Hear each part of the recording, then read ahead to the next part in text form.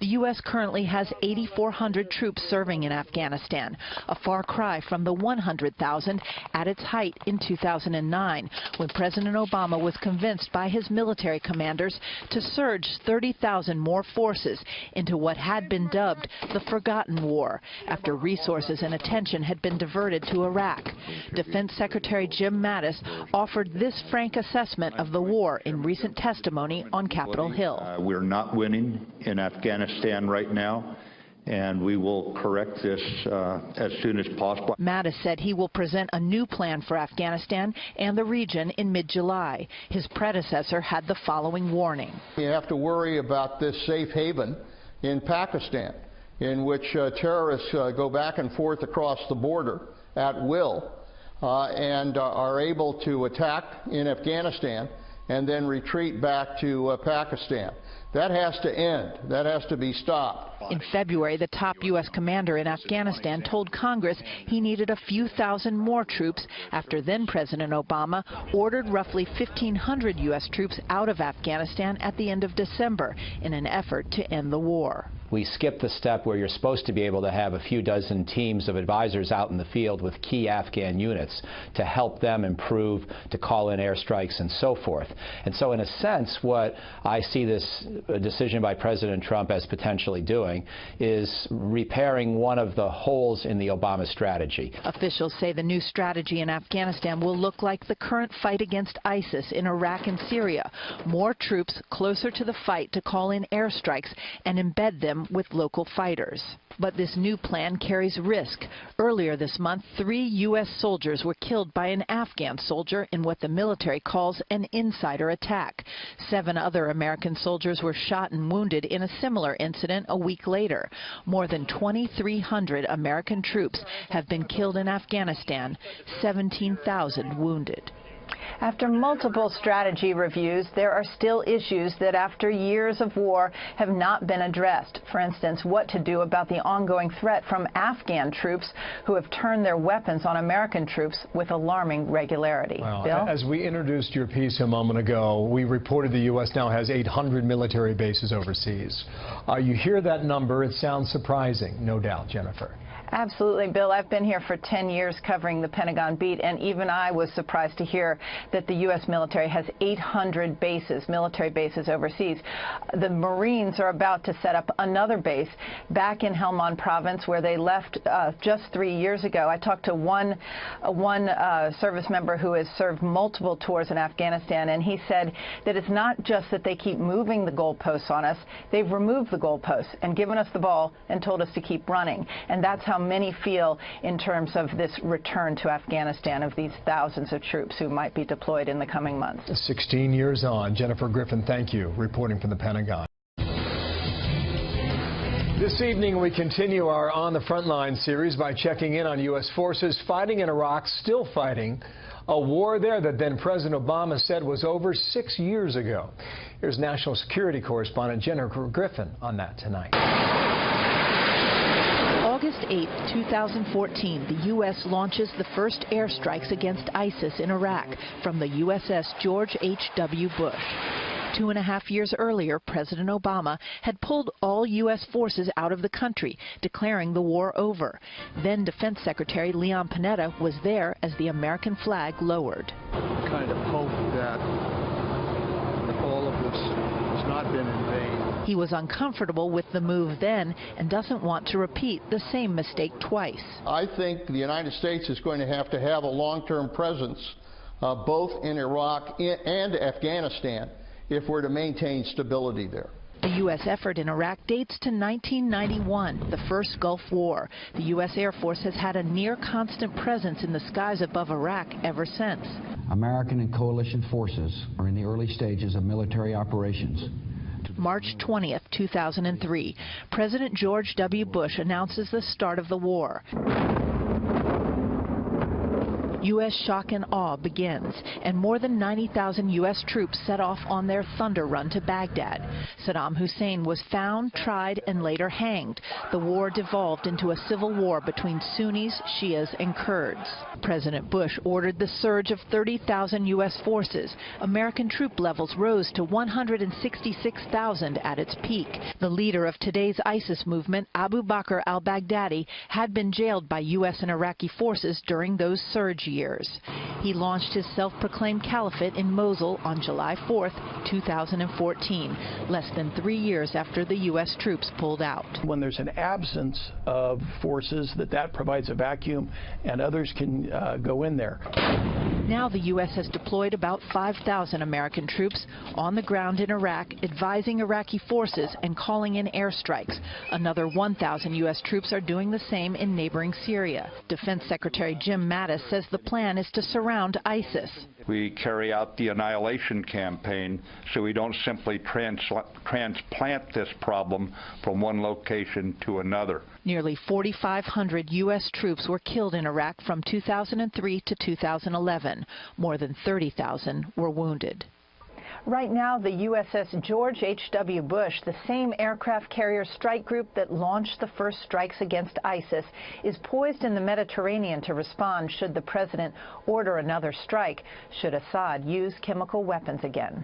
Bill? Jennifer Griffin from the Pentagon. Thank you, Jennifer. Also this evening, we continue our series on American troops on the front lines. National security correspondent Jennifer Griffin looks at a red-hot region and the U.S. presence on the Korean Peninsula. Just today, the North is vowing to execute the former president of South Korea, and it's that kind of rhetoric in the North's growing nuclear program that makes this small stretch of land perhaps the most dangerous in the world for many, including the United States military. For the first time in decades, 2 U.S. aircraft carrier strike groups were deployed off the coast of Korea to send a message to Kim Jong-un, a sign the U.S. is losing patience with North Korea. The threat is much more immediate now.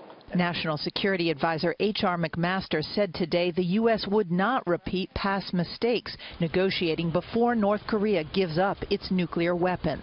The president has directed us to not do that and to prepare a range of options, including a military option, which nobody wants to take. In 2006, North Korea carried out its first nuclear test. Under President Obama, it carried out 4 more. And then there are the ballistic missile tests.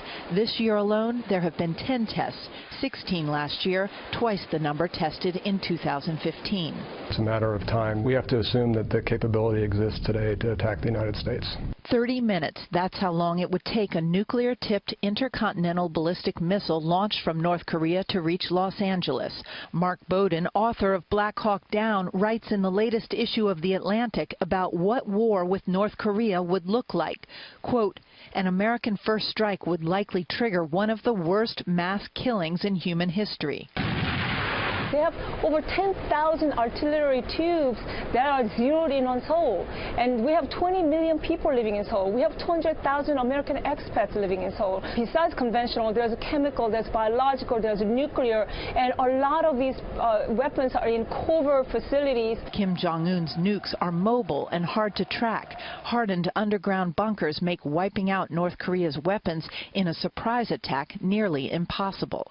28,500 American troops are stationed in Korea, with another 50,000 in Japan. Kim Jong-un hopes the fear of mass casualties will deter the U.S. military. The Pentagon says it has plans. We do have covert capabilities, and I think it would be wise for the United States to use those covert capabilities as a way to continue to undermine the North Korean government. If they try to do anything stupid, that it could end their regime, period.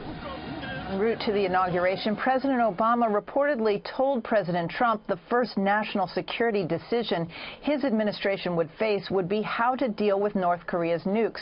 President Trump meets the South Korean president at the White House tomorrow. This will be at the top of their agenda, Bill. Well, indeed. Jennifer Griffin, thank you there from the Pentagon. We continue our series tonight on American troops overseas, and tonight U.S. forces on the front lines in Yemen. It was about 2 years ago where the U.S. closed its embassy there as civil war ravaged that country. At the time, about 100 U.S. Marines left suddenly, and U.S. Special Forces that had been hunting al-Qaeda were taken out, withdrawn from the country, and the capital city fell to an Iranian-backed group known as the Houthis. Tonight, national security correspondent Jennifer Griffin reports there are increasing concerns about greater American involvement.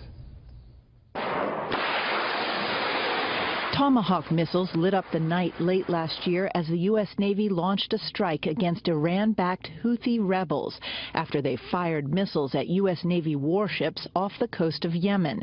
U.S. Marines had pulled out and shuttered the embassy months before when a bloody civil war began tearing Yemen apart. The forced withdrawal slowed the fight against al-Qaeda in the Arabian Peninsula, or AQAP. That is probably one of the most lethal branches of al-Qaeda, and it has proven itself to have these ambitions to attack our country. In 2009, AQAP sent a man known as the Underwear Bomber to the U.S. with the aim of bringing down a U.S. airliner. In 2011, a U.S. drone killed the radical American-born Muslim cleric Anwar al-Awlaki, who had been directing and planning attacks on the U.S. Since President Trump has taken office, airstrikes against al-Qaeda in Yemen have more than doubled. There have been more than 80 airstrikes this year. U.S. Special Operations Forces have returned in small numbers. In 2 ground raids, one U.S. Navy SEAL, Ryan Owens, was killed days after President Trump took office. All this comes as the civil war, which many see as a proxy fight between Saudi Arabia and Iran, rages inside Yemen, killing thousands of civilians. The Saudis launched the surprise war against Iran-backed Houthis almost 2 years ago. The Saudi and Emirati coalition has been accused of carpet bombing residential areas and war crimes. U.S. warplanes refuel Saudi jets. Some fear the United States is getting sucked into another fight without end. The way we're dealing with failed states in the Middle East is kind of on a whack-a-mole kind of approach. Former Defense Secretary Leon Panetta worries the U.S. may be bowing too much to pressure from Saudi Arabia. The Obama administration, frankly, did not pay enough attention to Iran's support for terrorism in that region, particularly at the time they were negotiating with the Iranians. I think it's very important for President Trump not to simply bounce to the other extreme. Ever since missiles were fired at a U.S. warship last fall, the U.S. Navy has kept at least 2 warships off the coast of Yemen. Dozens of U.S. special operators are going in and out of Yemen to hunt al-Qaeda, part of former chairman of the Joint Chiefs, General Martin Dempsey's lily pad approach to fighting terrorism around the world. Bill? Thank you, Jennifer. Jennifer Griffin here in Washington. Our series continues again tomorrow night. Thank you. Tonight we conclude our week-long series focusing on American troops on the front lines overseas. Remember, the U.S. military is operating hundreds of bases around the world. This evening, national security correspondent Jennifer Griffin on U.S. involvement in Somalia and the Philippines. 6 weeks after hundreds of ISIS fighters seized the southern town of Marawi, taking Roman Catholic priests and others hostage, fighting still rages with the Philippine army. President Rodrigo Duterte sent the military in and declared martial law, he says, in an effort to weed out the extremists.